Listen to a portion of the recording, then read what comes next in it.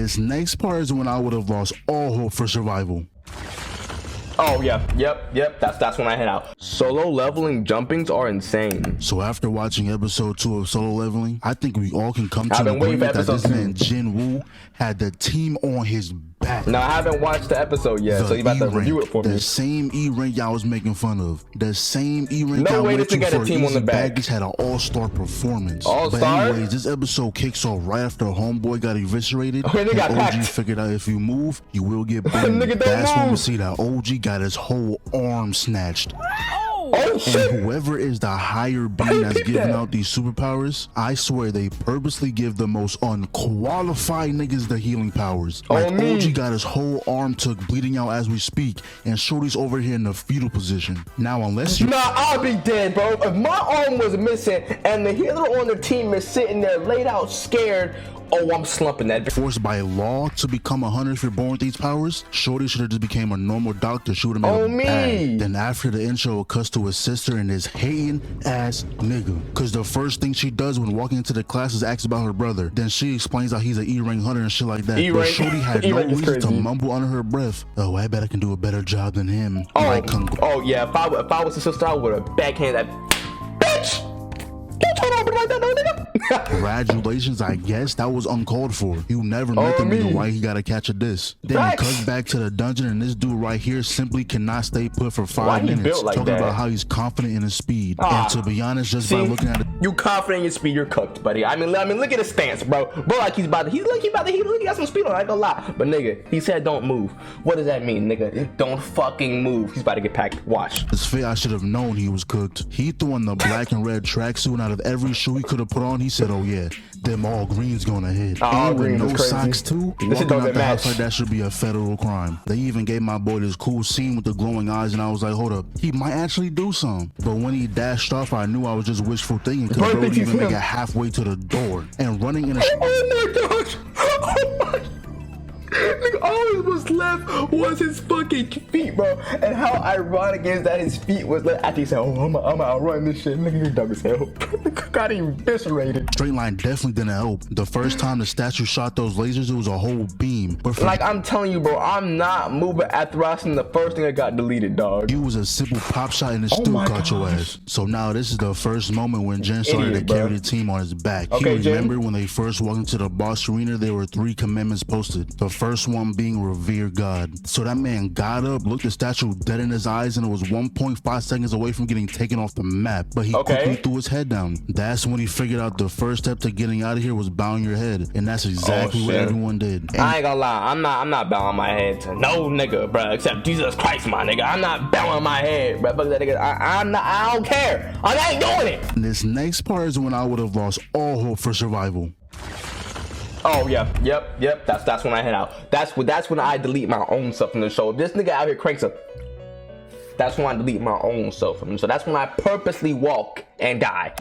Hell nah, bro. That is not a smile out of happiness and joy. There's nothing but evil intentions behind those eyes. And when you thought things were bad before, this show just went from Solo Leveling into Attack on Titan. Now the second commandment says to praise God, and that's when this dude walked up and actually started praying. I had absolutely no hope in this actually working, but when the statue stopped, I was like, oh, hold on, bro might be cooking. That's until the statue smiled even wider and had the dogs raised in the air. Now, bro, what in the smiling Titan is going on? At this point, I would be expecting a warning of some sort, like maybe a, hey bro, there's a big ass foot over your head, you might want to move. I don't know if they had beef or what, but they just let him get bodied. Then they all started running with letting him get bodied. These niggas just watch his teammate die. Half his teammates about deleted from the roster, my nigga. There's always that one person who immediately falls on their knees. Now, if y'all remember this dude right here, he actually gaslit the leader to come in here in the first place. But now look what that foolishness got you. In 2 pieces. Gotta hold that L. Now this is the second showing of Jin's all-star performance. That man figured out that the praise commandment meant needing to stand next to an instrument statue so the song can play. Unfortunately, we found out the hard way that only one person could be at the statue. So he left Shorty behind and was on the move, but that big statue was on his ass. Put him in a whole ragdoll animation. But he didn't realize he was in front of the wrong statue. That boy got snuck. Obviously he wasn't going to die, but the moment I saw him crawling,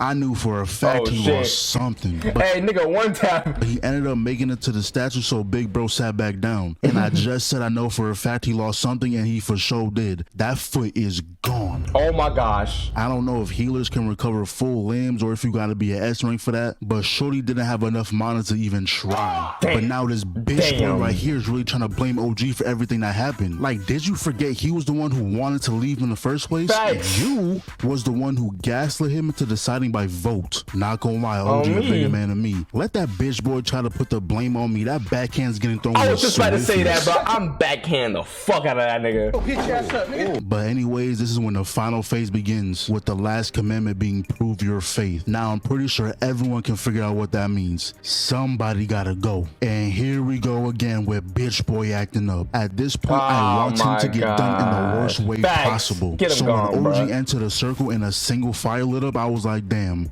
everybody gotta participate. Oh, and also we found out that if they don't complete this dungeon, then these statues will be able to roam freely in the real world. So when the last two people entered the circle, the door opened, but the statue started moving again. But no need to worry, Jane came through with his high IQ play. He realized all you gotta do is play red light, green light, and wait for the timer to run out. And to be honest, these two had one job. All you gotta do is look at the statue. But at the same time, I can't say I would have done any different. The rate at which I stay depends on how much I fuck with you. If I never dapped you up a day in my life, not gonna lie, me and Shorty running out at the same time. But now one more person dips, that will leave them with a blind spot. And honestly, I had no faith in bitch boy staying. I knew that nigga was gonna leave. And at this point, they were holed. There wasn't enough people to fill the blind spots. But OG was like, nah, I'll stay while you two leave. You got long lives to live. And I said, wow. Damn, OG, you's a real one. But this ain't gonna last long. Just show me how your plan gonna mess up. Tell me how Shorty is somehow useful and useless at the same time. Her legs gave out at the worst possible moment. It couldn't give out during that downtime we had earlier. It just had to give out now. So that's when Jin had to make the executive decision and stay back himself. But before they left, he had to secure the bag. He said, here,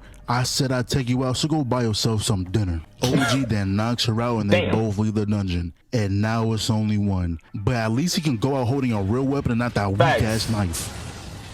Weave that shit, but Bo got ragdolled again. Never mind, not behind it, he tried to parry, but that shit did not end too well. And they didn't even show us what's going on here. All we know is that he's getting absolutely bullied right now. And after all that blood splatter, I don't know how this man is still alive. I ain't gonna lie, bro needs a transformation, my nigga. Even his fit is still intact, but getting jumped by a 50-foot giant is crazy work. Couldn't even give my boy the chance to scream. But this is when it felt like his whole way of thinking was changing. He was like, the selfish ones will benefit the most. I got a family too. Why does yours matter more than mine? Then they lifted my boy with the spear and dropped him on the altar. I got jumped in LA by some pussy ass niggas and they jumped me, nigga. Nobody gave me the faith of a one-on-one, nigga. Nobody gave me the respect of a one-on-one. Think about transform, and this is when the solo leveling starts. Yo, this episode was way better than the first one. Wait, but so far so good. It's just no fucking way.